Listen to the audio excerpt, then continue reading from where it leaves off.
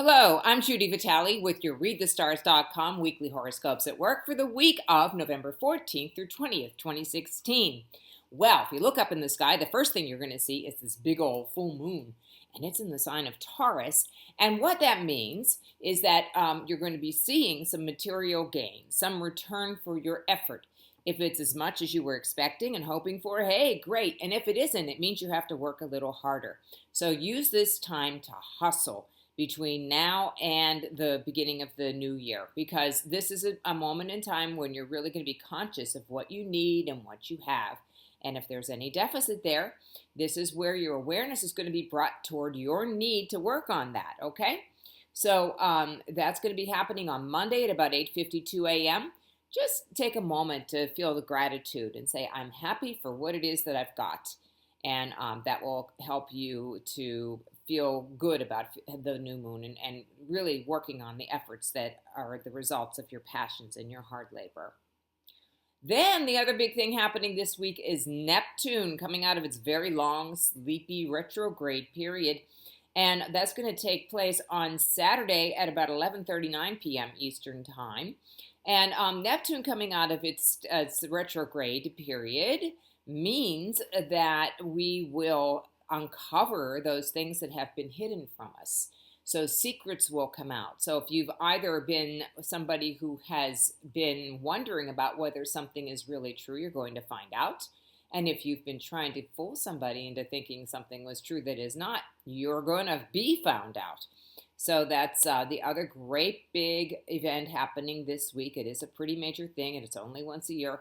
So make the most of it, especially if you have something in your chart that is around 9 degrees of Pisces, Gemini, Virgo, or Sagittarius, or if you have something that is around 21 degrees of Aries, Cancer, Libra, or Capricorn. If you have no idea what I'm talking about, you might want to consult with me, and I'm available for you to do that. I'll tell you how to do that at the end of the video. But let me also add that this week we have a lot of those void of course moon periods to go to look out for, and I will enumerate those for you. But in general, during the void of course moon periods, you're going to want to avoid making major purchases and decisions. You're going to want to avoid arranging meetings for those times and try to, unless you don't want them to turn out the way that you were hoping they would. Or you might also want to consider taking like a finishing attitude. I'm going to finish up something rather than to get something started during the void of course moon periods. I will enumerate them for you momentarily. Let's start now going through the week. With Monday, we have that full moon energy. And hey, let me tell you what, the emotional energy around this full moon is going to be enormous because the moon is so close astronomically to the earth and it affects our bodies, but also because it's in the sign of Taurus. Taurus is very protective. So if anybody's territory gets threatened during this full moon, there is going to be at least one temper tantrum and one that I would want to stay out of the way of personally, okay? Now, on Tuesday, we will have the moon in Gemini. The moon will move, that's by the way, the moon will be void, of course, on Monday after the new moon at 8:52 a.m. all the way till 8:23 p.m. So watch that period. That's one of the void of course moon periods. The moon goes into Gemini at 8:23 p.m. Eastern Time, and then it stays there all day Tuesday. Tuesday's probably a really good day for work. You'll be able to shake out what's happened after the full moon, and then you'll also find the communication is much easier because the moon is in Gemini. So work with that, and there are a whole bunch of great little aspects the moon is making to Mercury and Mars, even a little bit to Jupiter, and then there are also some aspects to Neptune and Saturn. So you'll just have a lot of mood shifts and maybe interactions with a lot of different people. There is also a nice interaction between the planet Mercury and the planet Mars, and the two of them will facilitate communication, but it might get a little bit rough at in some spots. Just be as detached as you possibly can from your emotions. It's not easy just after a big full moon like that, but it is possible. On Wednesday, we have the void of course moon from 5:57 a.m. until 7:57 p.m. Eastern Time. This is also not a great time for any kind of initiatory activity. Don't start anything new. on Wednesday. The moon goes into Cancer at 7:57 p.m. and stays there all day Thursday. So we're going to want to indulge. Cancer makes us want to love other people, but it also makes us want to be coddled and comforted ourselves. So if you're suffering from Jupiter and Libra inflation, those of us who have Libra and Cancer and Capricorn and Aries in our charts, we want more of everything. And the diet has to be watched at these times, always with Cancer, because we just want that comfort food, the food that may not be as good for us as it feels while it's going down.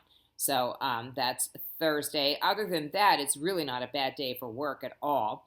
So that'll be a nice day. Friday, we have the moon in Cancer for most of the day till 5:02 p.m. and then a void of course period between 5:02 and 10:14 p.m. Friday Eastern Time. So that Friday night might change in terms of a little bit of a discrepancy between what you plan and what actually happens. Then on Saturday, the Neptune station will become very obvious if you're sensitive enough to it and if you have things in your chart that are close to it. The moon will be in Leo, so people will feel very, brash and bold, but at the same time, there's going to be this, whoa, I didn't know that was what was going on. Be interesting to see what happens in the news, too. The moon stays in Leo on Sunday, and this is a nice, peaceful day if you don't have to work. If you do have to work, it's actually a good day for organization and also for just like having that knack of being in the flow. So you're going to want to experience that on Sunday, the 20th. As for me and my whereabouts this week, I will be at Green Eris in Aspinwall from 2:30 on in the afternoon. If you'd like to come and see me there, you can contact me or contact Green Eris. And then on Friday, I'll be at Journeys of Life with my office hours between 1 and 5. And you can call and make an appointment there at 412-681-8755 or on their website. And anytime you want to contact me to find out how these celestial events are affecting your life personally, or if you would like to have a session with hypnotherapy or with transpersonal coaching where I help you align your actions with your passion and purpose, you can contact me at Judy, Judi, at readthestars.com.